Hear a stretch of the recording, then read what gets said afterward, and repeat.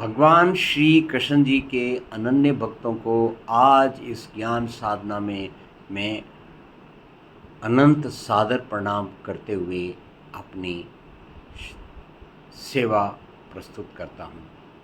आज दिनांक 25 जुलाई है और समय है 2024 का शाम का और ज्ञान अमृत को आनंद पूर्वक ग्रहण करने का। आज का विषय है श्रीमद् भगवद गीता के अध्याय 2 में मंत्र संख्या 48।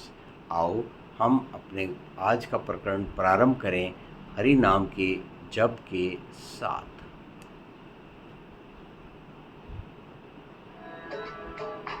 ओम नमो भगवते वासुदेवाय नमः। आइए सबसे पहले हम नेपाली भाषा में इसका नेपाली। हे धनञ्जय, तिमी आसक्तिलाई त्यागेर सिद्धि असिद्धिमा अनुरूप भएर योगमा स्थित कर्म गर। समभावलाई नै योग भनिन्छ। योग भनिन्छ। योग कहलाता है समभाव, इक्विनिमिटी, किसी भी प्रकार की आसक्ति कमी से। आइए अब हम इसको संस्कृत भाषा में समझें। योगस्थः कुरु कर्माणि संगं त्यक्त्वा धनञ्जय सिद्ध्यसिद्ध्योः समो भूत्वा समत्वमयोग उच्यते। योगस्थः कुरु कर्माणि संगम त्यक्त्वा धनंजय सिद्धि असिद्धियोः समः भूत्वा समत्वं योगः उच्यते। समत्वम, mental equanimity, is what is called the yoga, being detached from any kind of lust, greed, anger, ignorance or infatuation, and also any ego. So all this, when you remove, all that you are left is with pure mind to performing its responsibility. Om Tat or Sat.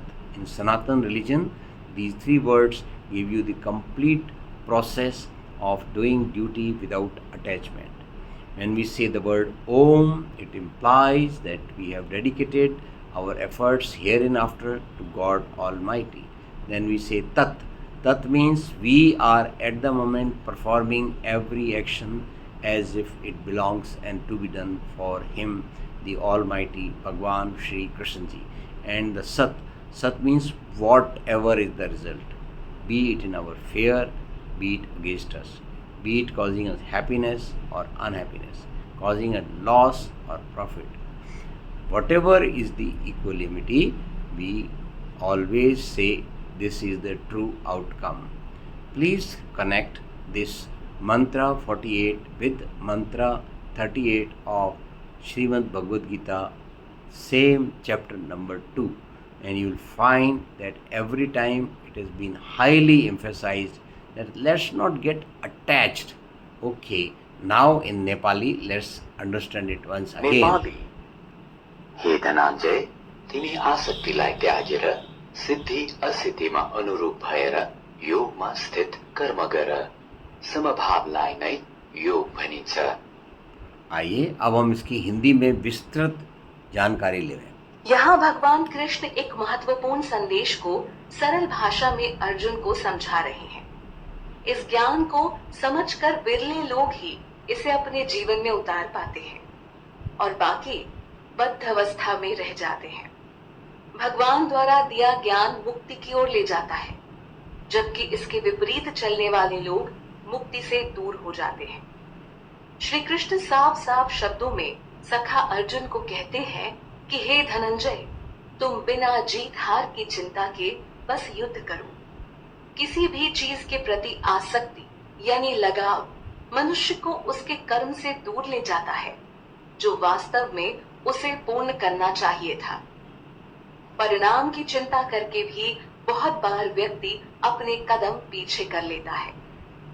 हर परिस्थिति में संभाव रखो और समस्त आसक्तियों को त्याग दो। आओ इसी ऐसे स्थिर मन से किया गया कर्म ही योग कहलाता है। तो योग साधना द्वारा मन की चंचलता पर लगाम लगाई जाती है और इसकी मदद से व्यक्ति भ्रमित होने से बच जाता है। नेपाली साथियों, आपको किसी भी प्रकार की साधना का सबसे सरल, सहज और सुगम उपाय है ओम तत्सत, यानी कि आप अपने कर्म अपने इष्ट देव भगवान श्री कृष्ण जी के लिए करें, और जब वो कर्म कर रहे हैं तब भी मन में यही भाव रखना है कि यह काम भगवान का है, हो रहा है। और साथ ही साथ इसमें किसी भी प्रकार की सिद्धि असिद्धि, सुख दुख, लाभ या अलाभ, जय या अजय, जो कि श्लोक 38 में था, उसका भी मतलब यही है कि समभाव से हम अपना कर्म करें। आओ संगीत की भाषा में इस बात को समझें। आसक्ति सब तज सिद्धि और असिद्धि मान समाधि, योगस्थ होकर कर्म कर है योग समता ज्ञान। अब हम अपने आज के प्रकरण की पूर्ण आहुति हरि नाम के जाप के साथ